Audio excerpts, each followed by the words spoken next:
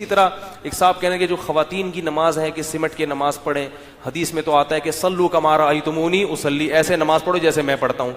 मैंने कहा हदीस में बिल्कुल ऐसा ही आता है कि ऐसे हज करो जैसे मैं करता हूँ। खुदू अन्नी मनासिककुम, मुझसे सीखो हज का तरीका। तो फिर औरतों को ऐसे हज क्यों नहीं कराते जैसे नबी ने किया? नबी ने तो पहले 3 चक्रों में रमल किया है, सीना जो है ना अकड़ा के और थोड़ा सा दौड़ लगा के, जबकि सब उलमा ये कहते हैं कि औरत रमल नहीं करेगी। कोई हदीस बता दो जिसमें औरत को रमल करने से रोका हो, कोई हदीस बता दो। हदीस में आता है कि ऐसे हज करो जैसे मैंने किया। तो नबी तो सफा मरवा की पहाड़ी पर आपने दौड़े हैं, किसी औरत को आपने दौड़ने से मना कोई हदीस नहीं है। लेकिन आप औरतों को क्यों कहते हो कि औरत दौड़ेगी नहीं, बल्कि औरत क्या करेगी?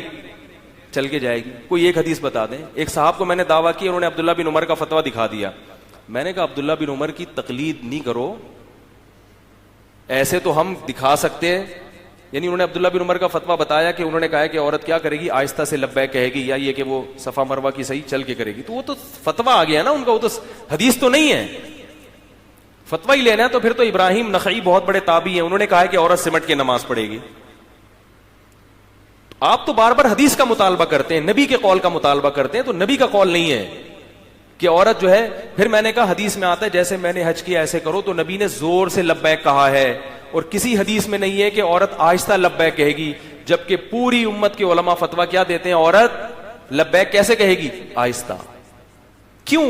इसलिए कि जिन चीजों का भी पर्दे से ताल्लुक है, हया से ताल्लुक है, उसमें औरत के अहकाम खुद ब खुद मुस्तस्ना है, उनमें से अलग से हदीस की जरूरत नहीं है, क्योंकि इसका पर्दे से ताल्लुक है।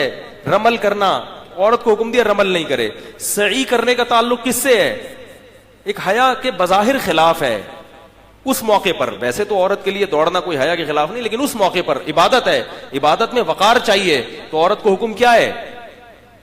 आहिस्ता। इसी तरह लब्बैक, जोर से लब्बैक कहना इबादत है, इबादत में क्या है? वैसे औरत अगर किसी जरूरत से मर्द से बात करना चाहे कर सकती है, लेकिन हज में लब्बैक जोर से नहीं कहेगी, क्योंकि इबादत है। इबादत में औरत को अपना औरतपन जाहिर करना है।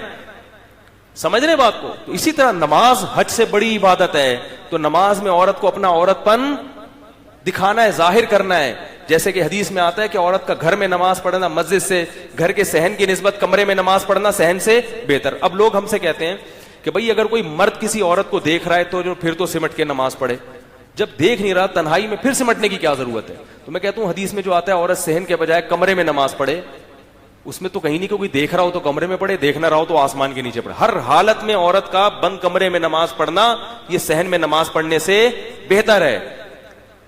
इबादत है ना, तो उसमें शरीयत चाहती है। तो चारों फुकहा ने इसी से इस्तेदलाल किया है कि भाई नमाज में औरत क्या करेगी।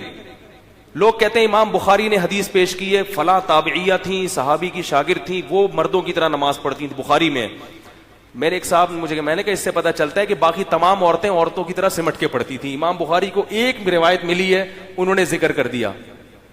समझ में नहीं आ रही मेरा ख्याल बात। इमाम बुखारी को एक खातून ऐसी मिली है बुखारी में जिक्र करने के लिए।